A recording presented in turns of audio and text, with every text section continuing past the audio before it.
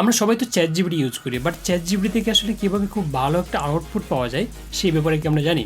So আজকের এই ভিডিওতে আমি দেখানোর চেষ্টা করব যে চ্যাট জিপিটি থেকে আমরা আসলে কীভাবে অন্যদের থেকে খুব ভালো আউটপুট পেতে পারি। এই ভিডিওতে আমি প্র্যাকটিক্যালি দেখানোর চেষ্টা করেছি যে 3টা মেথড ফলো করে কিন্তু আপনি চ্যাট জিপিটি থেকে খুব ভালো একটা আউটপুট পেতে পারেন। তো আমি এই ভিডিওটা চাইলে কিন্তু অনেক লম্বা করতে পারতাম, কিন্তু আমি করিনি। মেইন যে মেথডগুলো ওইগুলো নিয়ে আমি আপনাদের সাথে কথা বলবো, দেন ভিডিও কিন্তু লম্বা করার কোনো কারণ নেই। ওকে, তো চলুন মেইন ভিডিওতে চলে যাই। নাম্বার 1, প্রম্পট ইঞ্জিনিয়ারিং, যেটা হচ্ছে মেইন মেথড বলা যায়। আমরা যদি চ্যাট জিপিটি থেকে খুব ভালো আউটপুট পেতে চাই, এই প্রম্পট ইঞ্জিনিয়ারিং থেকে কিন্তু আমাদের ফোকাস দিতে হবে।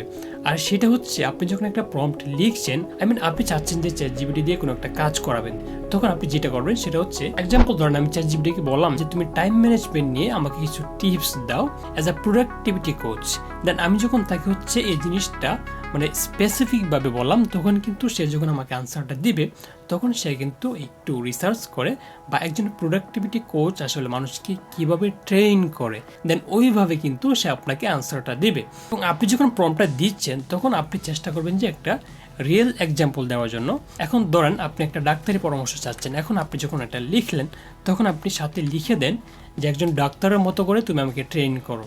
এখন সেকেন্ড যেটা করবো সেটা হচ্ছে, আমরা যখন কোনো কিছু জানতে চাই চ্যাট জিপিটি থেকে, তখন লেখার পর আপনি কিন্তু এই যে এখানে প্লাস আইকনে ক্লিক করে দেন এখানে আপনি ডিপ রিসার্চটা সিলেক্ট করে দিতে পারেন। এরপর হচ্ছে ওয়েব রিসার্চ, আপনি যখন কোনো কিছু খুঁজতে যাবেন তখন আপনি চেষ্টা করবেন যে এই ওয়েব রিসার্চটা সিলেক্ট করে দিতে, দেন তখন কিন্তু সে হচ্ছে ওয়েব থেকে খুব সুন্দরভাবে খুঁজে এনে আপনাকে প্রপার যে হচ্ছে গাইডলাইন সেটাই দিবে। এবং নাম্বার 2, এখন কিন্তু চ্যাট জিপিটি দিয়ে ইমেজ ক্রিয়েট করা যায়, এখন আমরা সবাই জানি। সেটা হচ্ছে আপনার থাম্বনেইল বা হচ্ছে আপনার ফেসবুকে কোনো একটা পোস্ট, কোনো একটা প্রোডাক্টের ইমেজ আপনি চাইলে কিন্তু চ্যাট জিপিটি দিয়ে ক্রিয়েট করে নিতে পারেন।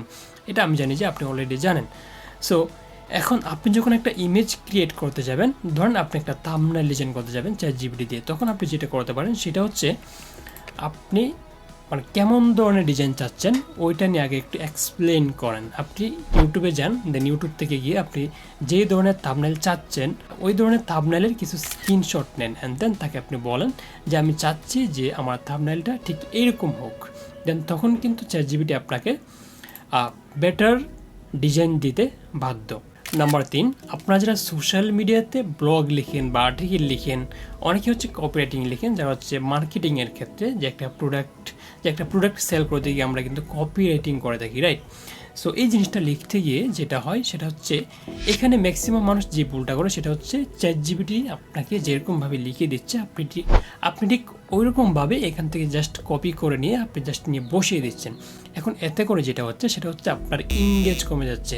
মানুষ যখন জানতে পারছে যে আপনি এটা এআই দিয়ে লিখছেন পুরোটা, তখন কিন্তু আপনার এঙ্গেজমেন্ট ডাউন হয়ে যাচ্ছে। তো এতে করে যেটা করতে পারেন সেটা হচ্ছে, আপনি চ্যাট জিপিটি দিয়ে লেখার পর আপনার প্র্যাকটিক্যাল স্কিলস আপনি একটু দেখেন যে আর কোথায় কোথায় চেঞ্জ আনা দরকার, বা আর কোথায় কোথায় একটু অ্যাড করলে আপনার ব্লগটা একটু ভালো হবে, বা আপনার হচ্ছে কপিরাইটিংটা একটু সুন্দর হবে, এবং মানুষ যেন বুঝতে না পারে যে এটা এআই দিয়ে লেখা। তো আপনি যখন একটা ব্লগ লিখছেন বা আপনি যখন একটা কপিরাইটিং লিখছেন, তখন কিন্তু আপনি এই মেথডটা ফলো করতে পারেন।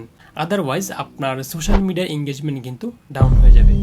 তো এই ছিল 3টা মেথড। এই 3টা মেথড ফলো করে কিন্তু আপনি চ্যাট জিপিটি থেকে খুব ভালো আউটপুট পেতে পারেন। So that's all about. এরকম ভ্যালুয়েবল আরও ভিডিও পেতে এই চ্যানেলটি সাবস্ক্রাইব করে রাখুন। সো দেখা হচ্ছে পরে কোনো ভিডিওতে। আল্লাহ হাফেজ।